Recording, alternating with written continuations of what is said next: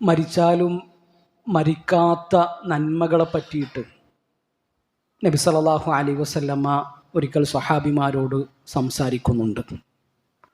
ഒരാൾ മരിച്ചാലും ബാക്കിയാകുന്ന 3 കാര്യങ്ങൾ.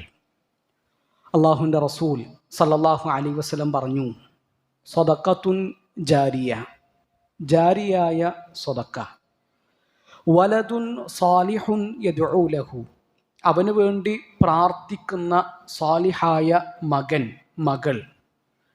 അതിൻ്റെ കൂടെ നബി സല്ലല്ലാഹു അലൈഹി വസല്ലമ എണ്ണി പറഞ്ഞൊരു കാര്യമാണ് ഇൽമുൻ യുൻതഫഉ ബിഹി, ഉപകാരപ്രദമായ അറിവ്. അത് നമ്മൾ ശരിക്കൊരു ചുവന്ന മഷി കൊണ്ട് അടിവരയിടണം. ഇൽമുൻ യുൻതഫഉ ബിഹി, അറിവ് എന്നല്ല നബി പറഞ്ഞത്, ഉപകാരപ്രദമായ അറിവ്.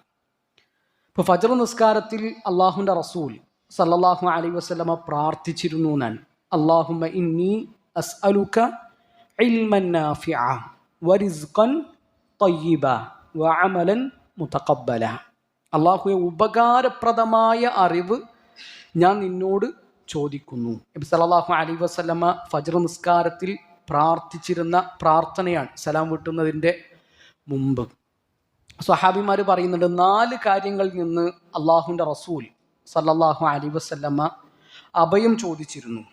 അതിലൊന്ന് മിൻ ഖൽബിൻ ലാ യഖ്ശ, അള്ളാഹുവിനെ പേടിക്കാത്ത ഹൃദയം, അള്ളാഹുവിനെ പേടിക്കാത്ത ഖൽബ്, അതിൽ നിന്ന് നബി രക്ഷ ചോദിച്ചു.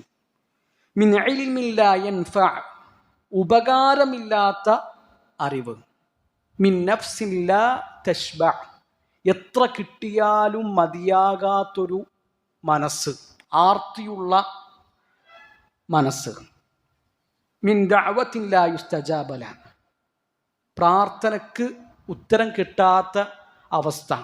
പ്രാർത്ഥിക്കുന്നുണ്ട്, ലാ യുസ്തജാബു ലഹ, അതിന് ഉത്തരം നൽകപ്പെടുന്നില്ല. അങ്ങനത്തെ പ്രാർത്ഥനയിൽ നിന്നും അള്ളാഹുവിൻ്റെ റസൂൽ സല്ലല്ലാഹു അലൈഹി വസല്ലമ അഭയം ചോദിച്ചിരുന്നു എന്നാണ്. അപ്പോൾ ഇവിടെയൊക്കെ നമ്മൾ ശ്രദ്ധിക്കേണ്ട കാര്യം, ഇൽമിനെ പറ്റി പറഞ്ഞത് അത് ഉപകാരപ്രദമാകണം എന്നാണ്. ഇപ്പോൾ ഇൽമുണ്ടായ പോരാ, ആ ഇൽമ് ഉപകാരപ്രദമാകണം.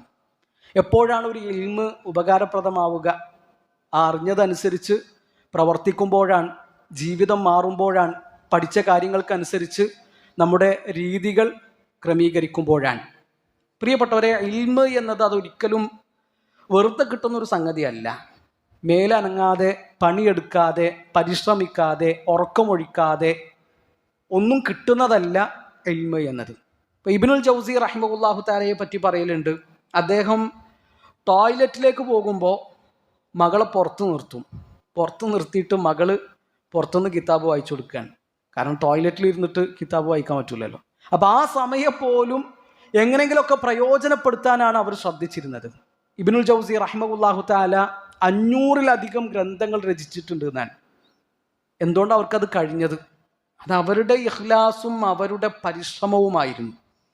ഇബ്നു തബ്ബാൻ റഹിമഹുല്ലാഹ്, അദ്ദേഹം രാത്രി ഒരുപാട് സമയം ഇരുന്ന് വായിച്ച് ഉറക്കമില്ലാത്ത രാത്രികളായിരുന്നു. അങ്ങനെ പിന്നെ ഉമ്മ തടയാൻ തുടങ്ങി. ഉമ്മ ചീത്ത പറയും, പെട്ടെന്ന് പോയി കിടന്നുറങ്ങാൻ പറയും. അപ്പോൾ പിന്നെ ഇബ്നു തബ്ബാൻ്റെ പരിപാടി എന്താണെന്ന് വെച്ചാൽ, വലിയൊരു പാത്രം കൊണ്ടുവന്നിട്ട് വിളക്ക് മറച്ചു വെക്കും. ഉമ്മ കിടന്നുറങ്ങിയെന്ന് കണ്ടാൽ ആ വിളക്ക് കത്തിച്ചിട്ട് വീണ്ടും പഠനം തുടങ്ങും.